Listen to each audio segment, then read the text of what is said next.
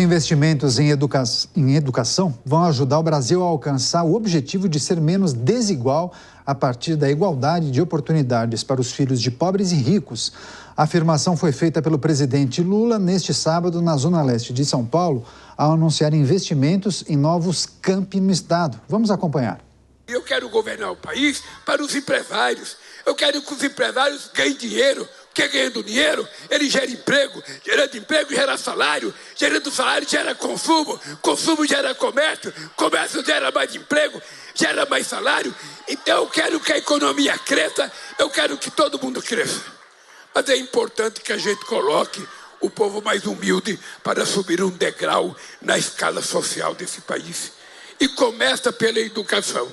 O presidente ainda afirmou que em seu terceiro mandato encontrou o Brasil destruído como a faixa de Gaza, o território palestino controlado pelo Hamas e região devastada em meio à guerra com Israel. Vamos acompanhar. Eu não sei se você vê na televisão a faixa de Gaza lá dos palestinos.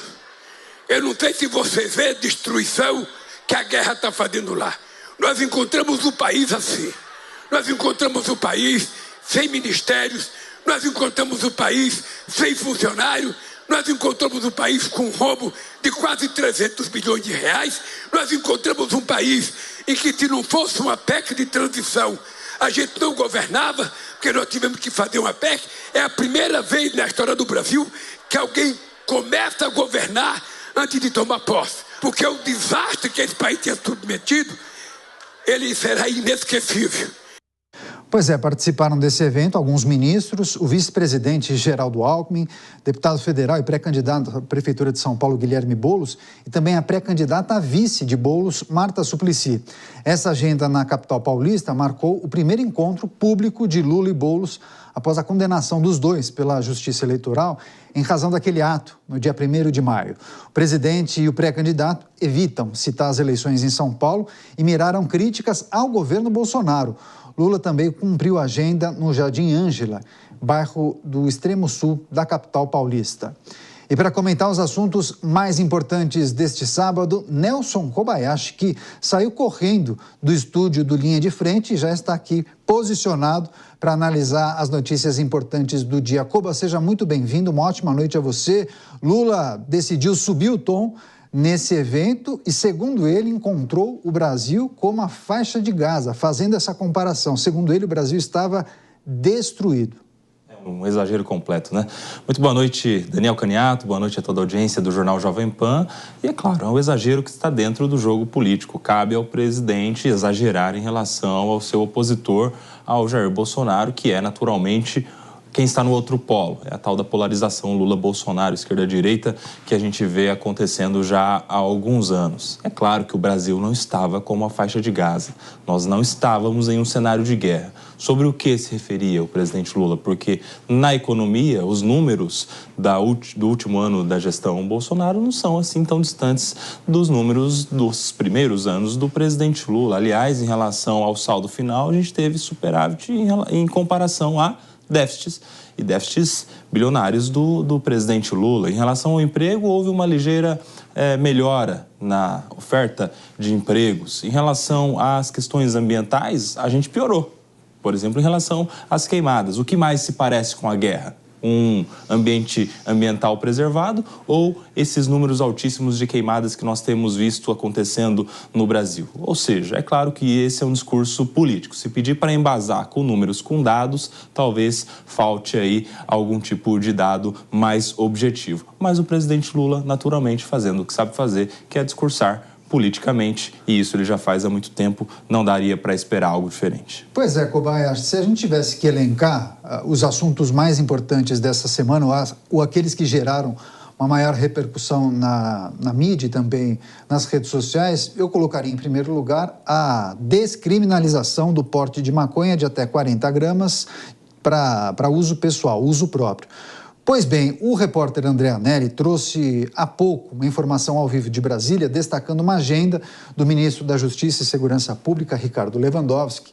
Ele vai ter um encontro em Portugal com um dos criadores e arquitetos da política de descriminalização das drogas daquele país, de Portugal. Enfim, o que a gente precisa considerar em meio a esses debates que acontecem no âmbito do Poder Judiciário, do Supremo Tribunal Federal, mas também a PEC das drogas, que muito possivelmente será apreciada nas próximas semanas, logo após a retomada dos trabalhos na Câmara Federal.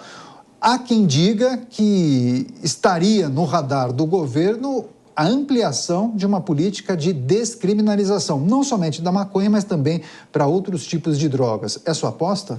Olha, Caniato, a gente precisa se lembrar que alguns dos partidos que ajudaram a eleger o presidente Lula têm isso como bandeira, a descriminalização das drogas, da maconha, e não só a descriminalização do porte para uso próprio, mas até mesmo da regulamentação de venda, ou seja, uma espécie de legalização mesmo, não só a descriminalização que a gente viu acontecendo no âmbito do judiciário. Em relação à atuação do ministro da Justiça, Ricardo Lewandowski, ele já tem um discurso desde quando era ministro, inclusive, da Suprema Corte, no sentido do desencarceramento. É aquela ideia de que prender alguém não resolve o problema. Então, naturalmente, a gente deveria ter menos pessoas presas, porque seria por aí o caminho. Quando se prende, piora a pessoa. Enfim, é uma ideia do ministro Lewandowski que ele já vem repetindo há algum tempo, com a qual eu não concordo. Acredito que sim, a gente precisa ainda ter que não é um caminho que a gente deseja a ninguém, a prisão, mas é o que evita o convívio social daqueles que fazem mal à sociedade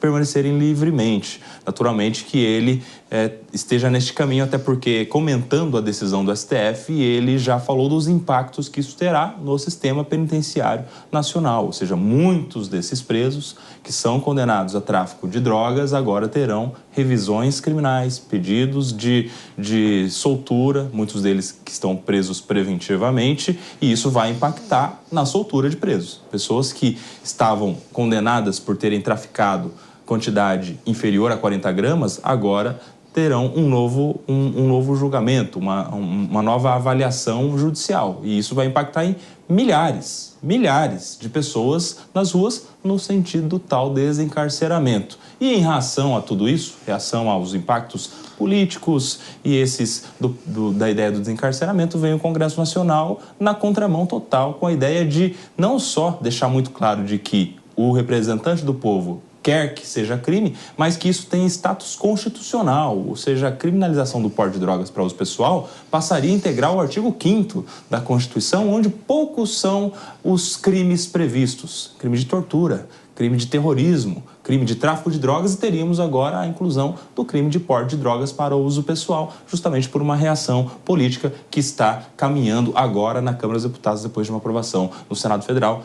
Teremos muitas cenas dos próximos capítulos nesta novela. Pois é, aproveitar, inclusive, sua formação na advocacia, em direito, trazer uma reflexão sobre a possibilidade de entrarmos em um limbo jurídico, né? Porque se há um mutirão do CNJ para reavaliar cerca de 220 mil pessoas detidas por tráfico de drogas, parece que tem uma estimativa que indica que 66 mil poderiam ter suas penas revistas e abrandadas e poderiam sair do cárcere. Fico imaginando, bom, se há esse entendimento e essas pessoas de fato saem das penitenciárias e depois Congresso Nacional vai na contramão, aprova a PEC das drogas, criminalizando o porte e a posse de qualquer quantidade de qualquer droga. Ficaria de que maneira? Fica interessante essa linha do tempo, Caniato, porque a gente precisa se lembrar que a lei penal não pode retroagir em prejuízo do réu. É exatamente aquela tese que faz com que ainda tenhamos saídas temporárias, ou seja, a nova lei mais dura não pode voltar no tempo. Então veja que este limbo, este espaço de tempo entre a decisão do Supremo Tribunal Federal e eventual promulgação de uma emenda à Constituição vai beneficiar essas pessoas. E ainda que haja uma emenda à Constituição dizendo que a lei vai definir como crime o porte de drogas para uso pessoal, isso só passaria a valer novamente para fatos posteriores. Ou seja, esses 66 mil, hipotéticos 66 mil, né, ou potenciais 66 mil beneficiados, continuariam beneficiados. E aí eles só seriam presos pelo tráfico de drogas, independente da quantia de drogas que estivessem importando, a partir de um fato novo. Precisariam ser presos novamente, pegos novamente, comercializando, traficando drogas, ainda que abaixo dos 40 gramas. Ou seja, este limbo é, de fato, um limbo, uma janela de oportunidade, a gente diria, no mercado financeiro. Aqui no processo e no direito penal seria uma janela de oportunidade dessas pessoas que se beneficiariam.